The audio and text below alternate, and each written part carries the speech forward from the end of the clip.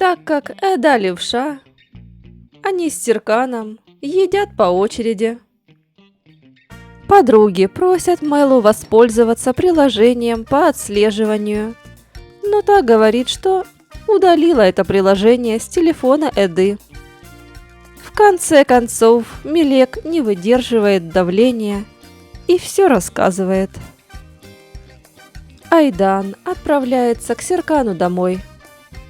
После того, как Серкан Балат вымыл посуду, он посчитал нужным снять наручники. Эда возмущена, что он не сделал это ранее, а Серкан спрашивает, для чего вообще одевают наручники и разве ей не понравилось. В доме холодает, и Серкан уходит за дровами. Айфер, приехав к Серкану, видит, что в доме никого нет. Фифи хотела вскрыть замок для того, чтобы поискать следы. Но этому помешал Сейфи. А Эда позвонила Джерен и сказала, что ждет от Серкана извинений. Тем временем сторож предупреждает Айфир, что Серкан приехал в шале с девушкой. Далее у Айдан с Айфир разворачивается спор, кто кого похитил и увез.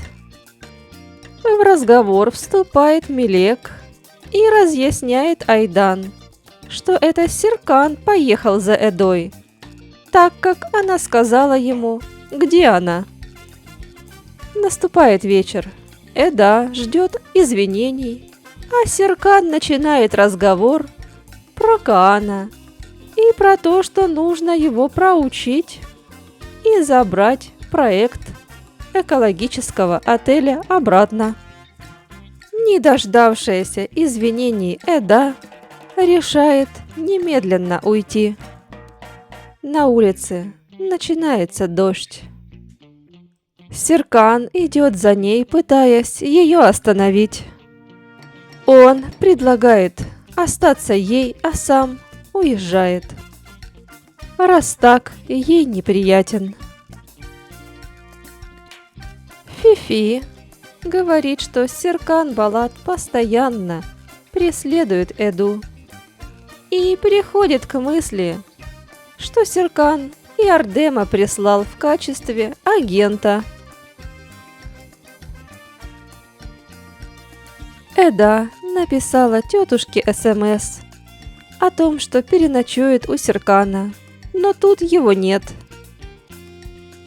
Вдруг послышалось, что кто-то идет, и Эда подумала, что это кто-то из местных воришек.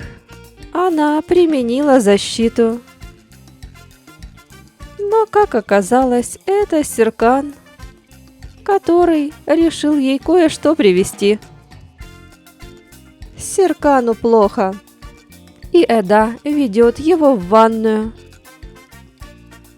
Вернувшаяся поздно домой Селин предлагает Фериту посмотреть фильм. Но тот говорит, что спешит на встречу с друзьями. Серкану уже легче, но он просит продолжать Эду делать примочки. Та выводит его на чистую воду. Далее Серкан говорит Эде, что дороги затопило, и им придется остаться здесь на ночь. Так как крыша дома течет, спальня оказалась сырой, и они находят в доме единственную сухую кровать. Эда соглашается спать с Серканом в одной комнате. Она просит его повернуться спиной, но Серкан говорит, что на правом боку спать полезнее для сердца. В итоге он ложится на спину, и вдруг на него начинает капать вода. Серкан просит лечь поближе, так как может заболеть. Наступило утро. Эда и Серкан проснулись в хорошем настроении. Эда открыла глаза первой, посмотрев на Серкана, снова уснула. Затем проснулся Серкан, смущенно убрал от Эды руку и снова продолжил лежать с закрытыми глазами. Идиллию прерывает Фифи.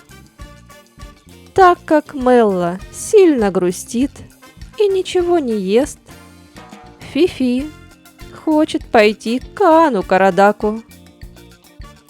Она спрашивает у Эды, как найти этого Каана. Эда отдает телефон Серкану, а сама продолжает спать. Всполошившийся Серкан говорит тетушке Айфер, что они уже скоро приедут. Эда говорит Серкану, что сама поедет на такси от главной дороги. Серкан говорит Эде, что ради нее он мотался по всем садам города и даже наручники одел. Так как Серкан говорил про эко-отель, Эда соглашается ему помочь. Но только один день. У нас есть 24 часа. Потом ты своей дорогой, я своей, сказала Эда Серкану. Эрдем просит у своей королевы немного воды и хлеба. А Айфер причитает, за что это бедному парню. Айфер спрашивает у вернувшейся Эды, где свадебный кортедж. Эда разъясняет ситуацию. О том, что пошел дождь и дороги затопило, и что они с Серканом не помирились, а он просто попросил ее помочь. Тетушка говорит Эде, что уже давно не верит в эти сказки. Мать спрашивает у Серкана, зачем он все это время на самом деле встречался с Эдой. Далее она сообщает сыну, что Селин с Феритом собираются разойтись. Ферит предлагает Эльптекину новые идеи для холдинга, для того, чтобы доказать свою полезность. Вечером мужчины едут играть в бильярд, а Эда с подругами идут на рыбалку. И те, и другие разговаривают о любви и об отношениях.